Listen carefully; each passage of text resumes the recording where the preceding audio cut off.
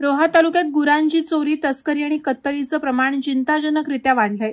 अशातच रोहा शहरातील स्मशानभूमी रस्त्यावर सोमवार दिनांक 3 फेब्रुवारी रोजी पांढऱ्या रंगाची महिंद्रा मॅक्सिमो हा MH06BG1365 क्रमांकाचा टेम्पो गुरे चोरून नेत असल्याचं निदर्शनास आल्यानंतर स्थानिक तरुण तुषार मोरे, ओंकार उतेकर, तेजस देशमुख, किरण कानडे आणि राजेश कोल्हटकर यांनी लागलीच गुरांची गाडी अडवली. या गाडीत निर्दयतेने दोरखंडाने बांधून चारा पाण्याची कोणतीही व्यवस्था न करता गोवंशीय गुरांना चोरटे चोरून घेऊन जात असल्याचं लक्षात आलं.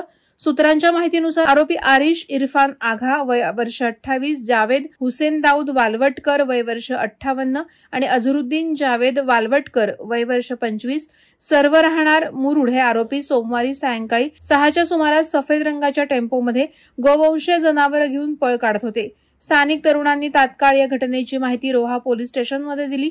त्यानुसार रोहा पोलिसांनी या गुरे चोरणाऱ्या तस्करांना पकडून त्यांच्यावर प्राण्यांचा छळ प्रतिबंध अधिनियम कलम अंतर्गत रोहा पोलीस स्टेशनमध्ये गुन्हा दाखल केलाय.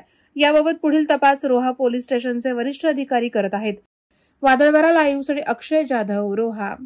नवी मुंबई व रायगड जिल्ह्यातील ताज्या बातम्या आणि घडामोडींसाठी सबस्क्राईब करा वादळवारा लाईव्ह चॅनल आणि दाबा बेल आयकॉन.